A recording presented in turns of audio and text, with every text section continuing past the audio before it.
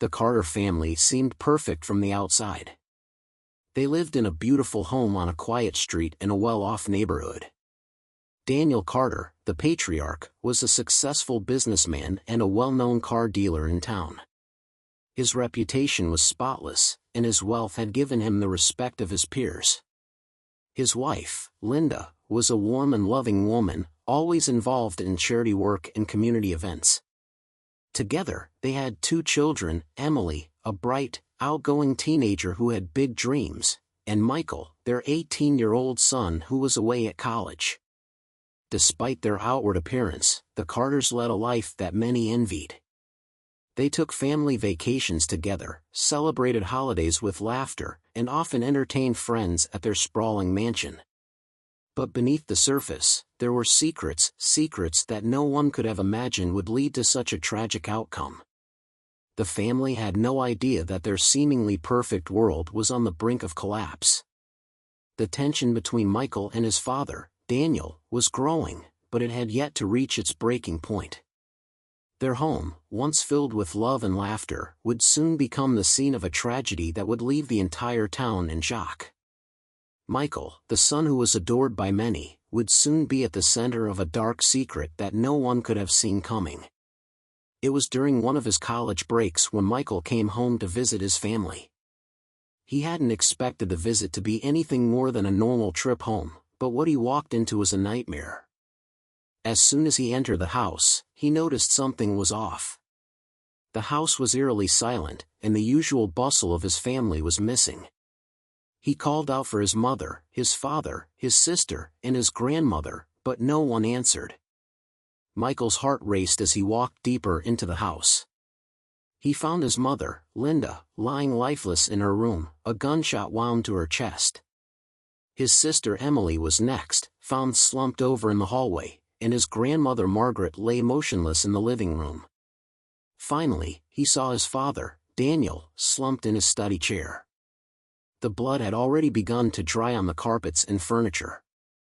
Michael's breath caught in his throat as the full weight of the scene hit him. He staggered back, unable to comprehend what he was seeing. He screamed for help, his voice echoing through the empty halls. His neighbors heard the blood-curdling scream and rushed over, only to find Michael standing in the middle of the house, hysterical, crying, and in complete shock. The neighbors tried to comfort him, but it was clear that something wasn't right. The police arrived shortly after, taking control of the scene. Michael was taken to the station for questioning, but he couldn't provide any answers. He was too distraught, too confused. How could something like this happen to his family? The police were faced with a baffling case. They began by considering the obvious possibilities. Could this be the result of a robbery gone wrong? Perhaps the Carters had been targeted because of Daniel's wealth. But nothing about the scene suggested a robbery. There was no sign of forced entry, and nothing seemed to be missing. It didn't add up.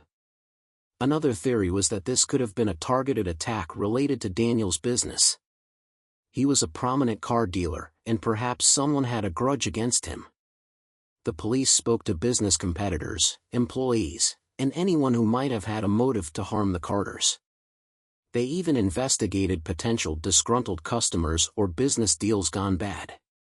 But again, they found nothing. With no clear motive, the police turned their attention to Michael. His behavior seemed strange, almost too perfect for someone who had just discovered the brutal deaths of his family.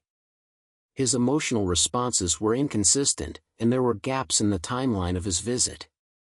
He had arrived earlier than he initially claimed, and his alibi didn't match the timeline of the murders. The police could not ignore the mounting suspicions surrounding Michael. The police continued their investigation, exploring every possible angle. They expanded their search for evidence of business rivalry. Daniel's car dealership had been thriving, and the family was well known in the community. Had someone targeted them out of jealousy or to settle a score? The authorities dug into Daniel's business records, spoke with his colleagues, and even questioned the staff at his dealership.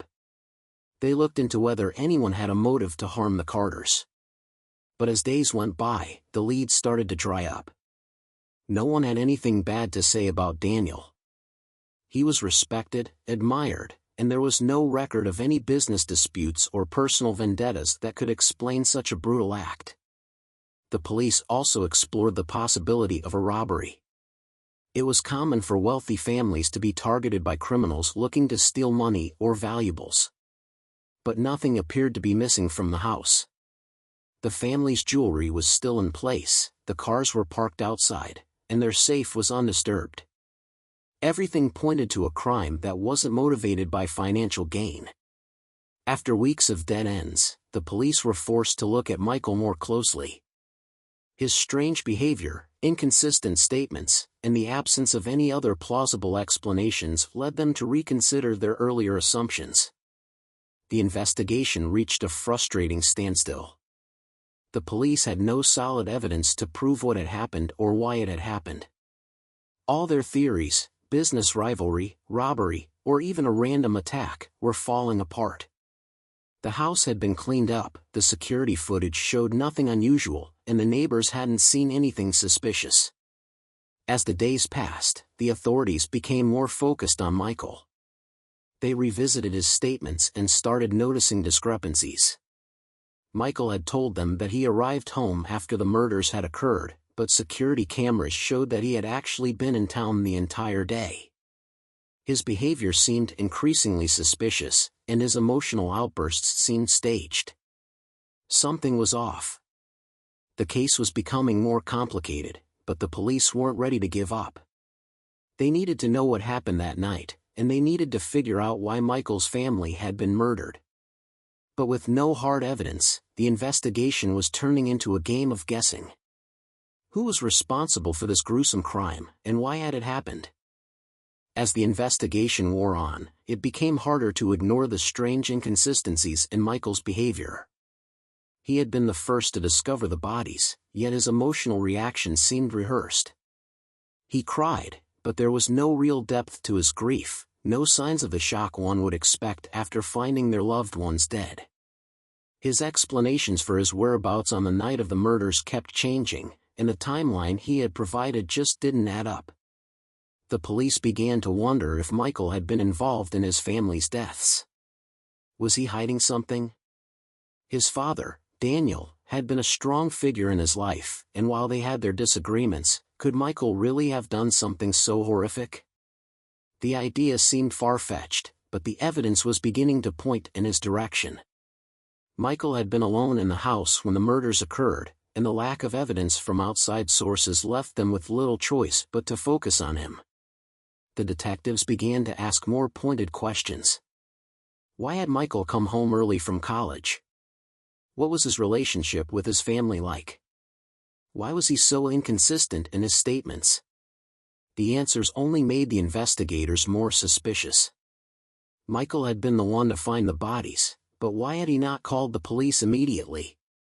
Why did he wait for neighbors to intervene? The police were getting closer, and they knew it. Michael was the key to solving this case, and the truth seemed just out of reach. One evening, after days of back-and-forth questioning and investigation, the police called Michael in for another round of questioning. They had gathered enough evidence to confront him directly. They showed him the security footage, which clearly contradicted his earlier statements about when he had arrived. The footage revealed that Michael had been in the city much earlier than he had admitted, and that he had returned to the house long before he claimed to have discovered the murders. Under pressure, Michael began to unravel. His composure, which had seemed unshakable, faltered. His eyes welled up with tears, and his voice trembled as the truth started to spill out.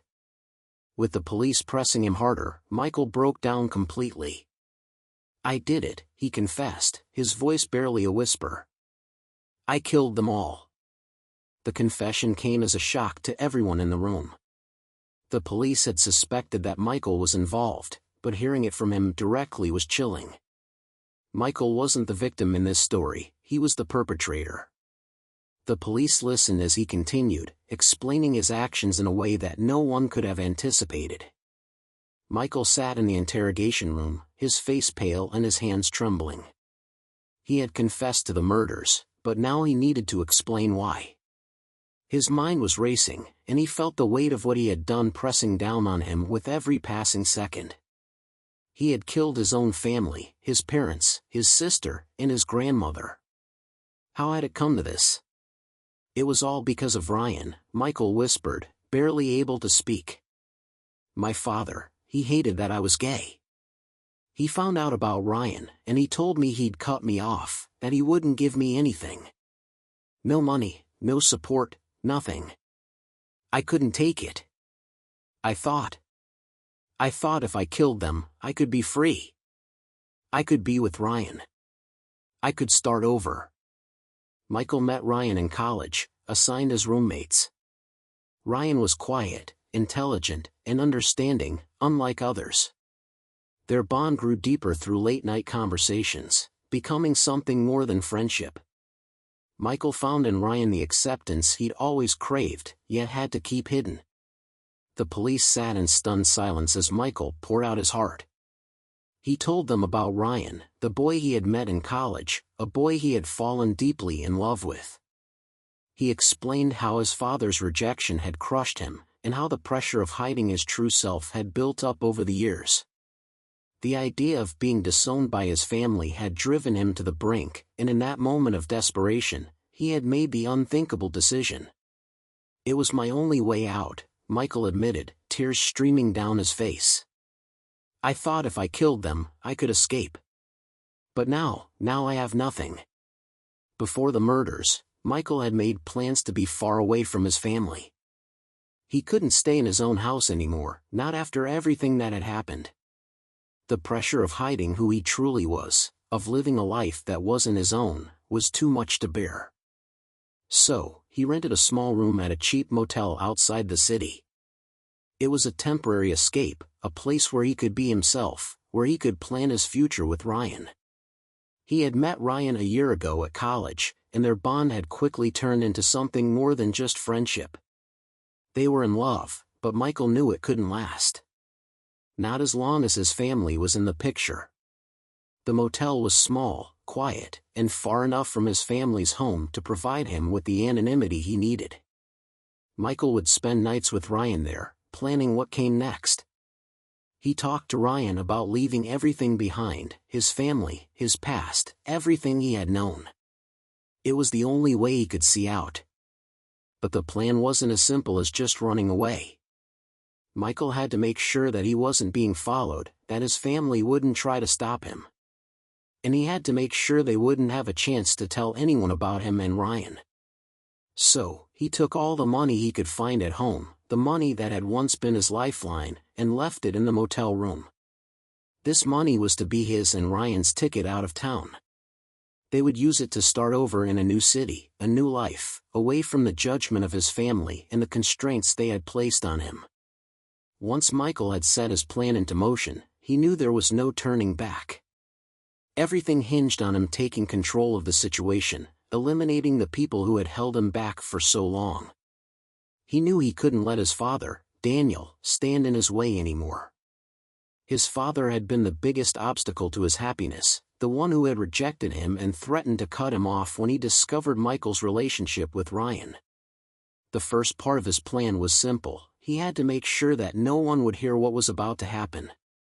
That was why he went to his mother's room first.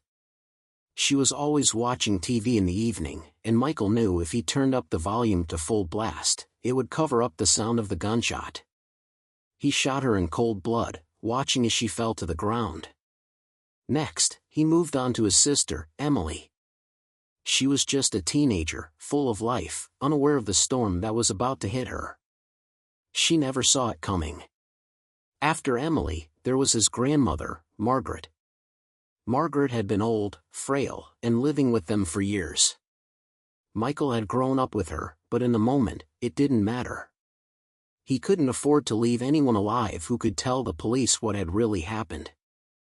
Finally, Michael made his way to his father. Daniel was in his study, working late, and Michael knew he had to be quick. Daniel would come running at the first sound of a gunshot, but it would be too late by then.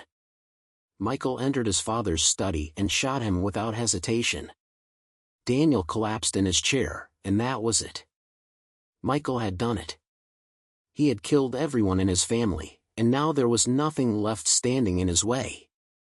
When the neighbors heard the screams, Michael knew he had to play the role of the grieving son. He had to make it look like he had just returned to the house and stumbled upon the crime scene. It was the only way to make it seem like he wasn't involved. So, he screamed, he cried, and he acted like he had just discovered his family's lifeless bodies. But deep down, Michael knew the truth. The weight of what he had done was crushing him, even as he tried to mask it with tears. He had just killed his entire family, and now he was left with nothing. He wasn't crying because he was sorry, he was crying because he was scared. He was crying because the consequences of his actions were about to catch up with him. The police would find the inconsistencies in his story. They would piece together the evidence. They would realize that Michael had been the one to kill his family, and no amount of fake sorrow could cover that up. The tears he shed that night were an act, a desperate attempt to avoid the inevitable. Michael didn't just cry out of grief. He cried because he was trying to cover his tracks, trying to escape the reality of his actions. When the truth came out, when the police confronted Michael and he confessed to everything, the consequences were swift. Ryan, the boy who had been Michael's escape, his lover, his partner in crime, couldn't handle the fallout. The shock of it all was too much for Ryan. He had fallen in love with Michael, but he never imagined it would come to this. The day after Michael's arrest, Ryan disappeared. He stopped answering Michael's calls, and soon, Michael heard rumors that Ryan had left town. It didn't take long for Michael to hear the worst news: Ryan had married a woman. He had started a new life, leaving Michael behind. It wasn't just the shock of Ryan's abandonment that hurt Michael. It was the realization that Ryan had never truly been his salvation. Ryan had been a fleeting dream, something Michael had clung to in desperation, but now it was gone. Ryan had chosen to distance himself from the scandal, from the darkness that had consumed Michael's life. For Michael, the betrayal stung more than anything. He had killed for Ryan, had thought they would escape together, but now he was alone. He was facing life in prison, and Ryan was living a completely different life, one that had no place for him. Michael's life was now a stark contrast to the one he had dreamed of. The young man who had once been full of hope for the future was now locked away in a cold prison cell, awaiting trial. He had killed his family, and now he had to pay the price. The days in prison were long and filled with regret. Michael spent his time reflecting on his actions, but the truth was, there was nothing that could undo the damage he had caused. His family was gone, and his life was over. He had no one left, not even Ryan. In prison, Michael was forced to confront the reality of what he had done. He had thought killing his family would give him freedom, but it had done the opposite. He was trapped, and there was no escape. His actions had taken away everything he had ever known. The world outside had moved on without him. His name had become synonymous with tragedy, and his story would forever be one of heartbreak and loss. Michael would live out the rest of his days behind bars, never truly free from the consequences of his crime. Ryan, after abandoning Michael and distancing himself from the tragedy, built a new life. The scandal surrounding Michael's family had been too much for him to bear. In the eyes of the public, Ryan was just another victim caught in the whirlwind of a tragedy he had never signed up for. The guilt of leaving Michael behind lingered in Ryan's mind for a while, but ultimately, his desire to move on won out. As time passed, Ryan became more involved in rebuilding his future. He moved away from the small town and started fresh in a different city. Here, he met someone else, someone who didn't know about his past with Michael. This new woman, Anna, brought him comfort. She gave him stability, and over time, Ryan grew closer to her. They got married, and Ryan found himself settling into a life that was the polar opposite of the chaos he had left behind. Ryan's marriage to Anna wasn't filled with the passionate love he once shared with Michael, but it was a comfortable, conventional relationship. He had a family now, something he had always wanted but never thought he could have. He and Anna eventually had children, and Ryan poured his energy into raising them. It was a fresh start, but one that Michael would never have. While Ryan's life moved forward, Michael remained in the past, trapped in a world of regret and sorrow. For Ryan, the best way to escape his past was to bury it completely, to erase any trace of the love he had for Michael. He was determined to build a life that was normal and accepted by society, a life that had no room for the shadow of Michael's crime. As Michael sat alone in his prison cell, time became a blur. His once hopeful outlook on life had been crushed, and all that was left was the hollow echo of his past. The world outside had long forgotten about the boy who had killed his family in cold blood, but inside, Michael was haunted by his actions every waking moment. He had thought he could escape. He had believed that by killing his family, he could carve out a space for himself, one where he could be with Ryan, where he could live freely and authentically. But now, all that was left were the consequences of his actions. The weight of his family's deaths crushed him every day. He had never imagined how empty life would be after the murders. He had thought he could outrun his family's judgment, but in the end, it was his own conscience that held him prisoner. Michael knew that he would never get another chance at life. His future was locked behind bars, and he would spend the rest of his years grappling with the reality of what he had done. He had killed the people who had loved him, all for the chance to be with someone who had ultimately left him behind. In the silence of his cell, Michael realized that his act of violence had been a desperate attempt to find peace, but it had only brought him chaos. There would be no redemption for him, no coming back from this. His family was gone, and he had no one left to turn to. As the story of Michael's tragic choices comes to an end, we are left to reflect on the deeper, painful truths about human nature. The desire to hide our true selves from the world can lead to devastating consequences, especially when those closest to us fail to accept who we really are. Michael's story is a reminder of the dangers of secrecy, the perils of living a life that isn't authentic, and the consequences of rejection. His actions, born from desperation and a need for approval, destroyed everything he held dear. Michael's family, who had once been so full of love and life, were lost in a single night of violence. His actions left a permanent scar on his community, and the ripple effects of his choices were felt far beyond the walls of his home. The tragedy of Michael's story wasn't just in the loss of life, but in the loss of trust, of hope, and of human connection. But perhaps the greatest lesson to take from this story is the importance of acceptance. Michael was never given the chance to live openly, to be true to himself, and that denial ultimately led to his downfall. It's a sobering reminder that acceptance, love, and communication within families are the foundation for healthy relationships. When these things are missing, the damage can be irreparable.